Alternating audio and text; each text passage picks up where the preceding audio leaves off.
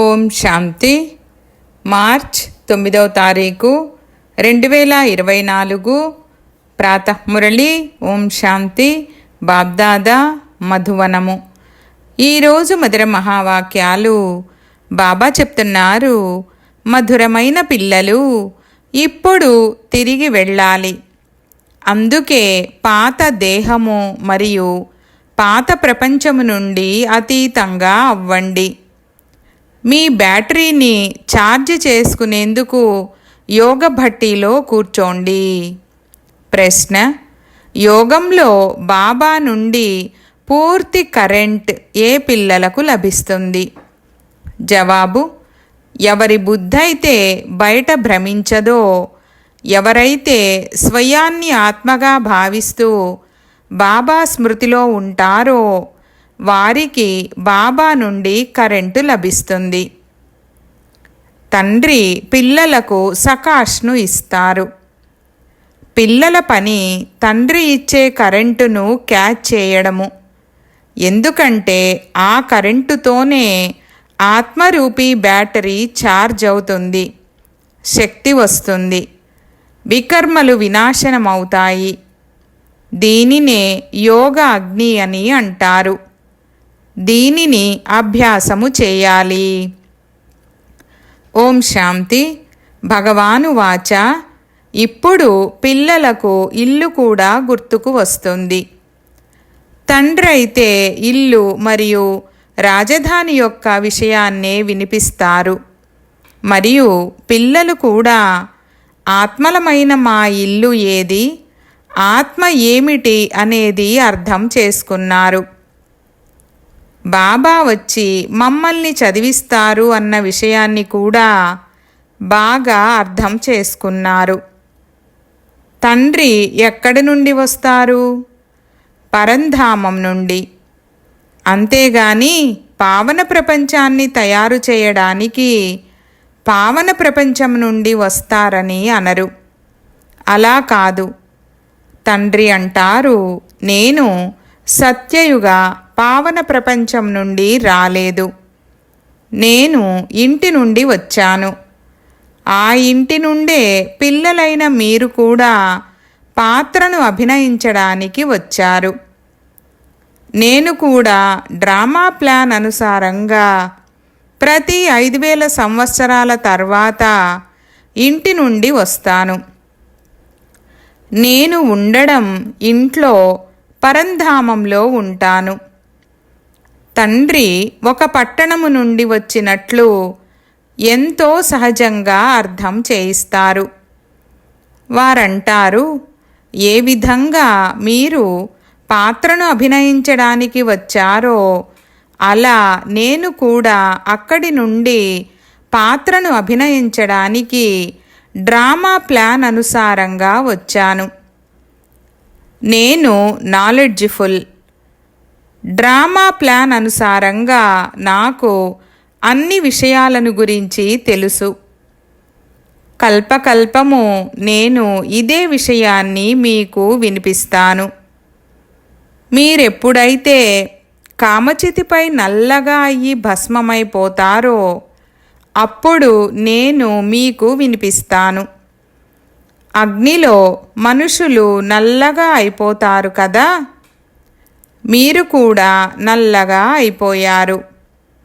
సతో ప్రధానత యొక్క శక్తి అంతా పోయింది. ఆత్మ బ్యాటరీ పూర్తిగా డిశ్చార్జ్ అయిపోయి మోటార్ నిలిచిపోయేలా అవ్వకూడదు. ఈ సమయంలో అందరి బ్యాటరీ డిశ్చార్జ్ అయ్యే సమయం వచ్చేసింది. అందుకే తండ్రి అంటారు, డ్రామానుసారంగా నేను వస్తాను. ఆది సనాతన దేవతా ధర్మానికి చెందిన వారు ఎవరైతే ఉన్నారో వారి బ్యాటరీ ఛార్జ్ అవుతుంది. మీ బ్యాటరీ ఇప్పుడు తప్పకుండా ఛార్జ్ అవ్వనున్నది. కేవలం ఉదయం వేళ ఇక్కడకు వచ్చి కూర్చోవడం ద్వారా బ్యాటరీ ఛార్జ్ అవ్వగలదని కాదు. అలా కాదు. స్మృతిలో ఉన్నట్లయితే లేస్తూ కూర్చుంటూ నడుస్తూ కూడా బ్యాటరీ ఛార్జ్ అవ్వగలదు. మీరు మొదట పవిత్ర ఆత్మలుగా సతోప్రధానంగా ఉండేవారు. సత్యమైన బంగారంగా, సత్యమైన నగలుగా ఉండేవారు. ఇప్పుడు తమోప్రధానంగా అయిపోయారు. ఇప్పుడు మళ్ళీ ఆత్మ సతోప్రధానంగా అయినట్లయితే శరీరము కూడా పవిత్రమైనది లభిస్తుంది. ఇది చాలా సహజంగా పవిత్రంగా అయ్యేందుకు భట్టి. దీనిని యోగ భట్టి అని కూడా అనవచ్చు. బంగారాన్ని కూడా భట్టీలో వేస్తారు. ఇది బంగారాన్ని శుద్ధంగా తయారు చేసే భట్టి, తండ్రిని స్మృతి చేసే భట్టి. పవిత్రంగానైతే తప్పకుండా అవ్వాలి. స్మృతి చేయకపోతే అంత పవిత్రంగా అవ్వరు. ఇక లెక్కాచారాలను తీర్చుకోవలసిందే. ఎందుకంటే ఇది వినాశన సమయము. అందరూ ఇంటికి వెళ్ళాలి. బుద్ధిలో ఇంటి స్మృతి కూర్చొని ఉంది. ఇది ఇంకెవరి బుద్ధిలోనూ ఉండదు. వారు బ్రహ్మమును ఈశ్వరుడని అనేస్తారు. దానిని ఇల్లుగా భావించరు. మీరు ఈ అనంతమైన డ్రామాలోని పాత్రధారులు. డ్రామాను మీరు బాగా తెలుసుకున్నారు. తండ్రి అర్థం చేయించారు. ఇప్పుడు 84 జన్మల చక్రము పూర్తవుతుంది. ఇప్పుడిక ఇంటికి వెళ్ళాలి. ఆత్మ ఇప్పుడు పతితంగా ఉంది. అందుకే ఇంటికి వెళ్ళేందుకు బాబా మీరు వచ్చి పావనంగా చేయండని పిలుస్తుంది. లేదంటే మనము అక్కడికి వెళ్ళలేము. తండ్రే కూర్చొని ఈ విషయాలను పిల్లలకు అర్థం చేయిస్తారు. ఈ విషయాలను కూడా పిల్లలు అర్థం చేసుకున్నారు. అందుకే వారిని తండ్రి తండ్రి అని అంటారు. టీచర్ అని కూడా అంటారు. మనుషులైతే శ్రీకృష్ణుణ్ణి టీచర్గా భావిస్తారు. శ్రీకృష్ణుడు తాను స్వయం సత్యయుగములో చదివేవారని పిల్లలైన మీరు భావిస్తారు. శ్రీకృష్ణుడు ఎప్పుడూ ఎవ్వరికి టీచర్గా అవ్వలేదు. అలాగని వారు చదువుకొని తరువాత టీచర్గా అయ్యారని కూడా కాదు. శ్రీకృష్ణుడి బాల్యము నుండి మొదలుకొని పెద్దగా అయ్యేంత వరకు మొత్తం కథను గురించి పిల్లలైన మీకే తెలుసు. మనుషులైతే శ్రీకృష్ణుణ్ణి భగవంతునిగా భావిస్తూ ఎక్కడ చూసినా కృష్ణుడే కృష్ణుడని అనేస్తారు. రాముని భక్తులు ఎక్కడ చూసినా రాముడే రాముడని అంటారు. దారం చిక్కుబడిపోయింది. భారత్ యొక్క ప్రాచీన యోగము మరియు జ్ఞానము ప్రసిద్ధమైనవని ఇప్పుడు మీకు తెలుసు. మనుషులకు ఏమీ తెలీదు. జ్ఞానసాగరుడు ఒక్క తండ్రే. వారు పిల్లలైన మీకు జ్ఞానాన్ని ఇస్తారు. కావున మిమ్మల్ని కూడా మాస్టర్ జ్ఞానసాగరులని అంటారు. కానీ అది నెంబరువారు పురుషార్థానుసారముగా. సాగరమని అనాలా లేక నది అని అనాలా? మీరు జ్ఞానగంగలు. ఇందులో కూడా మనుషులు తికమక పడతారు. మాస్టర్ జ్ఞానసాగరులని అనడం చాలా కరెక్టు. తండ్రి పిల్లలను చదివిస్తారు. ఇక్కడ స్త్రీ పురుషుల విషయం లేదు. వారసత్వాన్ని కూడా ఆత్మలైన మీరందరూ తీసుకుంటారు. అందుకే తండ్రి అంటారు, దేహీ అభిమానులుగా అవ్వండి. ఏ విధంగా పరమాత్మనైన నేను జ్ఞానసాగరుడినో అలా మీరు కూడా జ్ఞానసాగరులు. నన్ను పరమపిత పరమాత్మ అని అంటారు. నా డ్యూటీ అందరికన్నా ఉన్నతమైనది. రాజు రాణుల డ్యూటీ కూడా అందరికన్నా ఉన్నతంగా ఉంటుంది కదా. అలా మీ డ్యూటీ కూడా ఉన్నతంగా ఉంచడం జరిగింది. ఇక్కడ ఆత్మలమైన మనం చదువుతామని పరమాత్మ చదివిస్తారని మీకు తెలుసు. అందుకే దేహీ అభిమాని భవ, అందరూ సోదరులవుతారు. తండ్రి ఎంతగా కష్టపడతారు. ఇప్పుడు ఆత్మలైన మీరు జ్ఞానాన్ని తీసుకుంటున్నారు. తర్వాత అక్కడకు వెళ్ళాక ప్రారబ్ధము నడుస్తుంది. అక్కడ అందరి మధ్య సోదర ప్రేమ ఉంటుంది. సోదర ప్రేమ చాలా బాగా ఉండాలి. కొందరికి గౌరవాన్ని ఇవ్వడము, కొందరికి ఇవ్వకపోవడము ఇలా ఉండకూడదు. వారు హిందూ ముస్లిం భాయి భాయి అని అంటారు. కానీ ఒకరికొకరు వారు గౌరవాన్ని ఇచ్చుకోరు. సోదరీ సోదరులని కాదు, సోదరులని అనడం కరెక్ట్. సోదర భావమని అంటారు. ఆత్మ ఇక్కడకు పాత్రను అభినయించడానికి వచ్చింది. అక్కడ కూడా సోదరులుగానే ఉంటారు. ఇంట్లో తప్పకుండా అందరూ సోదరులుగా ఉంటారు. సోదరీ సోదరులని పిలువబడే ఈ వస్త్రాలను ఇక్కడే విడిచిపెట్టాల్సి ఉంటుంది. భాయి భాయి జ్ఞానాన్ని తండ్రే ఇస్తారు. ఆత్మ భృకుటి మధ్యలో ఉంటుంది. మీరు కూడా దృష్టిని అక్కడే ఉంచాలి. ఆత్మ అయిన మనం శరీరము రూపీ సింహాసనముపై కూర్చున్నాము. ఇది ఆత్మ సింహాసనము లేక అకాల సింహాసనము. ఆత్మను ఎప్పుడూ మృత్యువు కబళించదు. అందరి ఆసనము ఈ భృకుటి మధ్యలోనే ఉంటుంది. దానిపై అకాల ఆత్మ కూర్చొని ఉంది. ఇవి ఎంతగా అర్థం చేసుకోవాల్సిన విషయాలు. పసిపిల్లలలోకి కూడా ఆత్మ వెళ్ళినప్పుడు భృకుటి మధ్యలోనే కూర్చుంటుంది. ఆ చిన్న సింహాసనము మళ్ళీ పెద్దగా అవుతూ ఉంటుంది. ఇక్కడ గర్భములో ఆత్మ దుఃఖాన్ని అనుభవించవలసి ఉంటుంది. అప్పుడు నేనింకెప్పుడు పాపాత్మగా అవ్వనని పశ్చాత్తాపపడుతుంది. అర్ధకల్పం పాపాత్ములుగా అవుతారు. ఇప్పుడు తండ్రి ద్వారా పావనాత్మలుగా అవుతారు. మీరు తనువు, మనసు, ధనము, సర్వస్వాన్ని తండ్రికి ఇచ్చేస్తారు.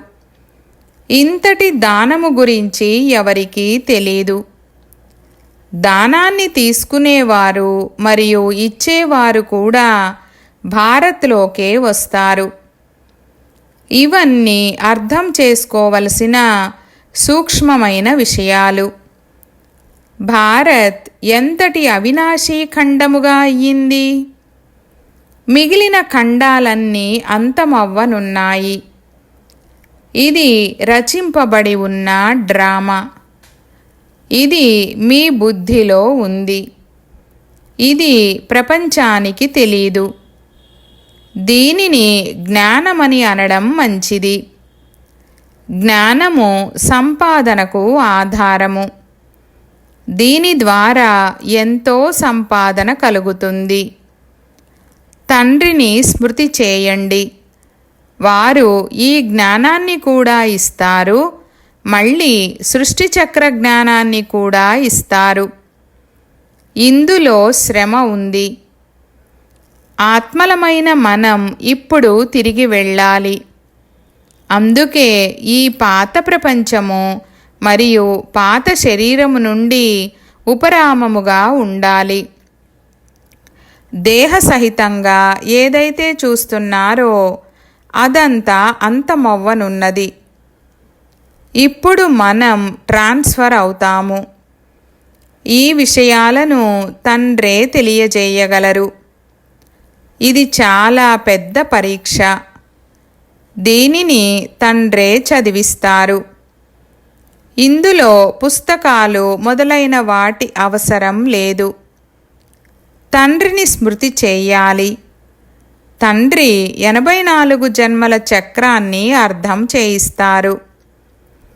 డ్రామా యొక్క కాల పరిమితిని గురించైతే ఎవ్వరికీ తెలియదు. ఘోర అంధకారములో ఉన్నారు. మీరిప్పుడు మేల్కొన్నారు. మనుషులైతే మేల్కోరు. మీరు ఎంతగా కష్టపడుతున్నారు. భగవంతుడు వచ్చి వీరిని చదివిస్తున్నారని వారు విశ్వసించరు. తప్పకుండా ఎవరో ఒకరిలోకి వస్తారు కదా. మీరు మనుషులు అర్థం చేసుకునే విధంగా చేయండని తండ్రి ఆత్మలకు సలహాను ఇస్తారు. మీ కొరకు ఇది సహజము. నెంబరు వారుగా అయితే ఉన్నారు కదా. స్కూల్లో కూడా నెంబరు వారుగా ఉంటారు. చదువులో కూడా నెంబరు వారుగా ఉంటారు. ఈ చదువు ద్వారా పెద్ద రాజ్యము స్థాపన అవుతోంది. పురుషార్థము ఎలా చేయాలంటే దాని ద్వారా మనం రాజులుగా అవ్వాలి. ఈ సమయంలో మీరు ఏ పురుషార్థాన్నైతే చేస్తారో దానిని కల్పకల్పాంతరాలు చేస్తూ ఉంటారు. దీనిని ఈశ్వరీయ లాటరీ అని అంటారు. కొందరికి చిన్న, కొందరికి పెద్ద లాటరీ లభిస్తుంది. రాజ్యం యొక్క లాటరీ కూడా ఉంది. ఆత్మ ఎటువంటి కర్మలను చేస్తుందో అటువంటి లాటరీ లభిస్తుంది. కొందరు పేదవారిగా అవుతారు. కొందరు షావుకార్లుగా అవుతారు. ఈ సమయంలో పిల్లలైన మీకు మొత్తం లాటరీ అంతా తండ్రి నుండి లభిస్తుంది. ఈ సమయపు పురుషార్థము పైనే ఎంతో ఆధారపడి ఉంది. నెంబర్ 1 పురుషార్థము స్మృతి. కావున మొదట యోగబలము ద్వారా స్వచ్ఛంగానైతే అవ్వండి. ఎంతగా మనం తండ్రిని స్మృతి చేస్తామో అంతగా జ్ఞానధారణ జరుగుతుందని మరియు అనేకులకు అర్థం చేయించి మన ప్రజలుగా తయారు చేసుకుంటామని మీకు తెలుసు. ఏ ధర్మం వారైనా కానీ ఎప్పుడైతే పరస్పరం కలుసుకుంటారో అప్పుడు తండ్రి పరిచయాన్ని ఇవ్వండి. వినాశనం తమ ఎదురుగా నిలబడి ఉందని మున్ముందు వారు చూస్తారు. వినాశన సమయంలో మనుషులకు వైరాగ్యము కలుగుతుంది. అప్పుడు మనం మీరు ఒక ఆత్మ అని మాత్రమే చెప్పవలసి ఉంటుంది. హే గాడ్ ఫాదర్ అని ఎవరన్నారు? ఆత్మ. ఇప్పుడు తండ్రి ఆత్మలతో అంటున్నారు, నేను మీ గైడుగా అయ్యి మిమ్మల్ని ముక్తిధామములోకి తీసుకువెళ్తాను. ఇకపోతే ఆత్మ ఎప్పుడూ వినాశనం అవ్వదు. కావున మోక్షము యొక్క ప్రశ్న కూడా లేదు. ప్రతి ఒక్కరూ తమ తమ పాత్రను అభినయించాలి. ఆత్మలన్నీ అవినాశి. అవి ఎప్పుడూ వినాశనమవ్వవు. ఇకపోతే అక్కడికి వెళ్ళేందుకు తండ్రిని స్మృతి చేయండి. అప్పుడు వికర్మలు వినాశనం అవుతాయి. ఇంటికి వెళ్ళిపోతారు. చివరి సమయంలో గొప్ప గొప్ప సన్యాసులు కూడా అర్థం చేసుకుంటారు. అందరూ తిరిగి వెళ్ళవలసిందే. మీ సందేశము అందరి బుద్ధులలో ముద్రించబడుతుంది. అందుకే ఓహో ప్రభూ, మీరిచ్చే గతి, మీరు చూపే మార్గము అతీతమైనవని అంటారు. కావున తప్పకుండా తమ మతాన్ని ఎవరో ఒకరికి ఇస్తారా, లేక తమ వద్దే ఉంచుకుంటారా? వారి మతము ద్వారా సద్గతి ఎలా లభిస్తుందనేది తప్పకుండా తెలియజేస్తారు కదా. కానీ వాళ్ళేమో మీరిచ్చే గతి, మీరు చూపే మార్గము మీకే తెలుసు, మాకు తెలియదని అంటారు. దీనికేమైనా అర్థముందా? తండ్రి అంటారు, ఈ శ్రీమతము ద్వారా మీకు గతి లభిస్తుంది. బాబాకు ఏదైతే తెలుసో అది మనకు నేర్పిస్తున్నారని ఇప్పుడు మీకు తెలుసు. మాకు బాబా గురించి తెలుసని మీరంటారు. వారు మీరిచ్చే గతి, మీరు చూపే మార్గము మీకే తెలుసని అంటారు. కానీ మీరు అలా అనరు. బుద్ధిలో మొత్తం జ్ఞానమంతా కూర్చోవాలంటే దానికి కూడా సమయం పడుతుంది. అప్పుడే ఇంకా ఎవ్వరూ సంపూర్ణులుగా అవ్వలేదు. సంపూర్ణులుగా అయినట్లయితే ఇక్కడి నుండి వెళ్ళిపోతారు. కానీ వెళ్ళేదైతే లేదు. ఇప్పుడందరూ పురుషార్థము చేస్తున్నారు. బాబాకు మొదట ఎంతో తీవ్రంగా వైరాగ్యము కలిగింది. నేను ద్వికిరీటధారునిగా అవుతున్నానని చూశారు. ఇది కూడా డ్రామానుసారంగా బాబా చూపించారు. నేను వెంటనే సంతోషించాను. ఆ సంతోషంలో అంతా విడిచిపెట్టేశాను. వినాశనాన్ని చూశాను, చతుర్భుజుడిని చూశాను. ఇప్పుడిక రాజ్యం లభిస్తోంది. కొన్ని రోజుల్లో వినాశనమైపోతుందని భావించాను. ఇలా నష ఎక్కింది. అవును, అది కరెక్ట్ అని ఇప్పుడు అర్థమవుతుంది. రాజధాని తయారవుతుంది. ఈ రాజ్యం అనేకులకు లభించనున్నది. నేనొక్కడినే వెళ్ళి ఏం చేస్తాను? ఈ జ్ఞానం ఇప్పుడే లభిస్తుంది. మొదట సంతోషపు పాదరసము పైకి ఎక్కింది. పురుషార్థమునైతే అందరూ చెయ్యాలి. మీరు పురుషార్థము కొరకు కూర్చున్నారు. ఉదయం వేళ స్మృతిలో కూర్చుంటారు. ఇలా కూర్చోవడం కూడా మంచిదే. బాబా వచ్చారని మీకు తెలుసు. బాబా వచ్చారా లేక దాదా వచ్చారా? బెల్లం రుచి బెల్లానికి మరియు బెల్లం సంచికి మాత్రమే తెలుసు అన్నట్లుగా ఇది అంతే. వారు ఒక్కొక్క బిడ్డను చూస్తూ ఉంటారు. కూర్చొని ఒక్కొక్కరికి సకాష్ను ఇస్తారు. ఇది యోగాగ్ని కదా. యోగాగ్ని ద్వారా వికర్మలు భస్మమైపోతాయి. వారు కూర్చొని లైటే ఇస్తారు. ఒక్కొక్క ఆత్మకు సెర్చ్ లైటును ఇస్తారు. నేను కూర్చొని ప్రతి ఆత్మకు కరెంటు ఇస్తాను. అప్పుడు దాంతో వారిలో శక్తి నిండుతూ ఉంటుంది. ఒకవేళ ఎవరి బుద్ధైనా బయట భ్రమిస్తూ ఉన్నట్లయితే వారు ఆ కరెంటును క్యాచ్ చేయలేరు. బుద్ధి ఎక్కడో అక్కడ భ్రమిస్తూ ఉంటుంది. మరి వారికేం లభిస్తుంది?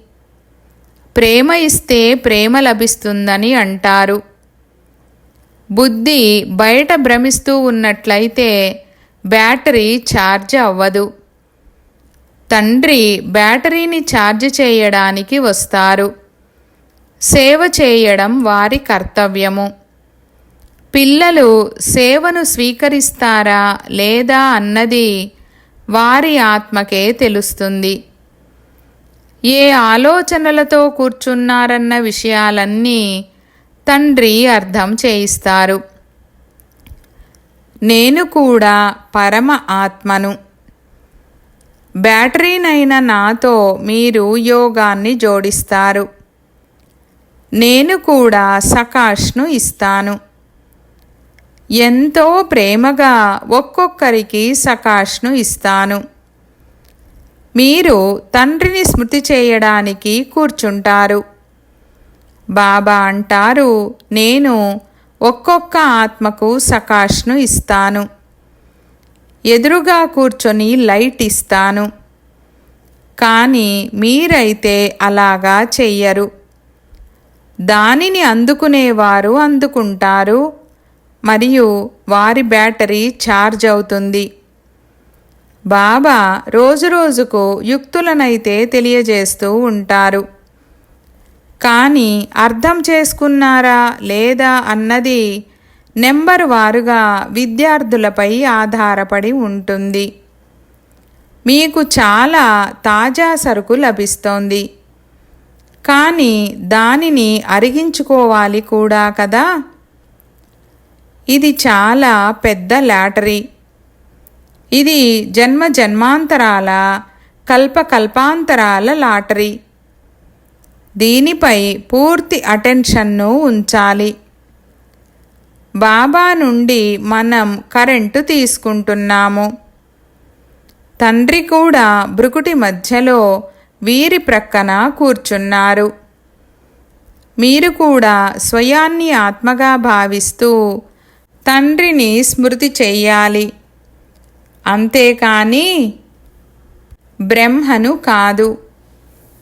మనం వారితో యోగాన్ని జోడించి కూర్చున్నాము. వీరిని చూస్తూ కూడా మనం వారిని చూస్తాము. ఇది ఆత్మ విషయమే కదా. అచ్చా, మీఠే మీఠే సికీలధే బచ్చోं ప్రతి मात पिता बाप दादा का याद प्यार और गुड मॉर्निंग. रूहानी बाप की रूहानी बच्चों को नमस्ते.